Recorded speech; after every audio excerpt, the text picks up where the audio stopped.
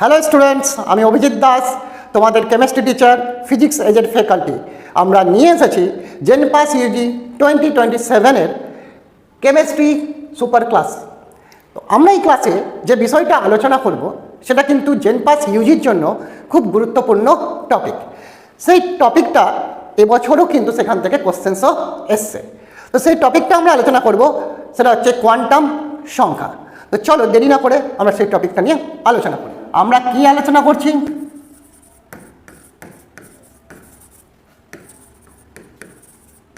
Quantum সংখ্যা। Quantum সংখ্যা আমরা জানি চারটা হয়: মুখ্য কোয়ান্টাম সংখ্যা, গৌণ কোয়ান্টাম সংখ্যা, চুম্বকীয় বা ম্যাগনেটিক কোয়ান্টাম সংখ্যা, আর হচ্ছে স্পিন কোয়ান্টাম সংখ্যা। চৌম্বক মানে প্রিন্সিপাল কোয়ান্টাম সংখ্যা যেটা হয় সেটা কিন্তু সবসময় পূর্ণ সংখ্যা হবে, জিরো হবে না। অর্থাৎ 1, 2, 3, 4, 5, 6 যে কোনো হতে পারে, কারণ তোমরা জানো এটা কক্ষপথকে রিপ্রেজেন্ট করে। কাকে রিপ্রেজেন্ট করে? কক্ষপথকে রিপ্রেজেন্ট করে। এটা ডিপেন্ড করে এন এর ভ্যালুর উপর। কার উপর ডিপেন্ড করে? এন এর ভ্যালুর উপর ডিপেন্ড করে। সেটা কি ভ্যালু হতে পারে? সেটা হচ্ছে 0 থেকে n-1 পর্যন্ত যে কোনো মানের হতে পারে। অর্থাৎ আর এটা কাকে ডিনোট করে? এটা ডিনোট করে হচ্ছে উপকক্ষকে, ঠিক আছে। আর এটা ডিনোট করে তোমার কক্ষককে। এটার ভ্যালু -l থেকে +l পর্যন্ত যে কোনো মানের হতে পারে। তাহলে দেখো, এটা কিন্তু কোনো ভগ্নাংশ হবে না, শূন্য হবে না, কোনো নেগেটিভ হবে না, কিন্তু এটার দেখো শূন্য হবে আর পূর্ণ সংখ্যা হবে, অর্থাৎ ভগ্নাংশ হবে না।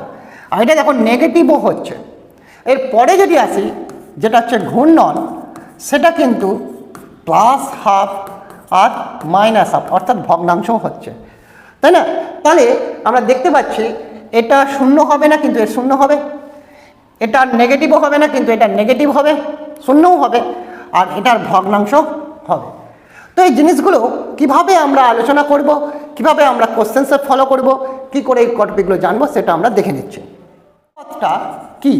কক্ষপথটা যখনই দেখব, যে যখনই বলবে যে আচ্ছা 1 নম্বর কক্ষপথে কটা উপকক্ষ আছে, তাহলে মনে রাখবে একটা জিনিস, উপকক্ষের সংখ্যা সমান সমান হবে কক্ষপথের নাম্বারটা। অর্থাৎ 1 নম্বর কক্ষপথে একটি উপকক্ষ, 2 নম্বর উপকক্ষে 2 নম্বর কক্ষপথে 2টি উপকক্ষ, 3 নম্বরে 3টি উপকক্ষ। কিভাবে হচ্ছে? আমরা জানি উপকক্ষ হয় S, P, D আর F, তাই তো? তাহলে যখন বলছে একটা উপকক্ষ, তখন শুধু এখান থেকে S নিয়ে নিচ্ছি। তাহলে 1 নম্বর কক্ষপথে শুধুমাত্র S উপকক্ষ আছে। 2 নম্বর উপকক্ষে 2 নম্বর কক্ষপথে 2টি উপকক্ষ, মানে S আর P কে নিয়ে নেব, তাহলে S আর P উপকক্ষ আছে। 3 নম্বরের ক্ষেত্রে S, P আর D আছে। এইভাবে যদি দেখি 4 নম্বরের ক্ষেত্রে 4টি থাকবে, তাহলে কি কি থাকবে?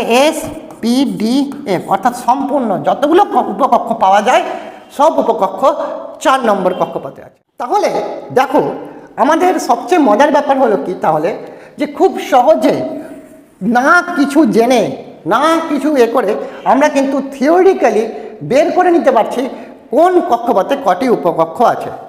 এবার যদি বলো স্যার কক্ষক কটা আছে, উপকক্ষগুলোতে কক্ষক কটা আছে? এসের থাকে একটি কক্ষক। এবার এখান থেকে এখানে যখন যাবে +2 করে দাও, তাহলে কটি হবে? 3টি। আবার এখান থেকে এখানে যাচ্ছ, আবার +2 করে দেবে, কটি হবে? 5টি।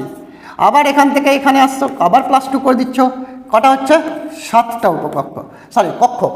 তাহলে প্রত্যেকটি উপকক্ষে কটা করে কক্ষক থাকে সেটাও তোমরা খুব সহজেই মনে রাখতে পারবে।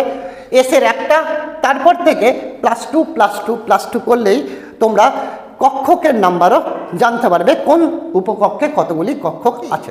তোমাদের এরকম ধরনের ক্লাস, যে কম সময়ে কীভাবে কোশ্চেন্সগুলো সলভ করতে পারবো, এই ধরনের ক্লাস যদি তোমাদের দরকার হয়, তাহলে তোমরা অবশ্যই ফিজিক্সে যে সাবস্ক্রাইব করো চ্যানেলকে এবং আমাদের সাথে যুক্ত থাকো, দেখবে তোমরাও অনেক কিছু শিখতে পারবে। ধন্যবাদ।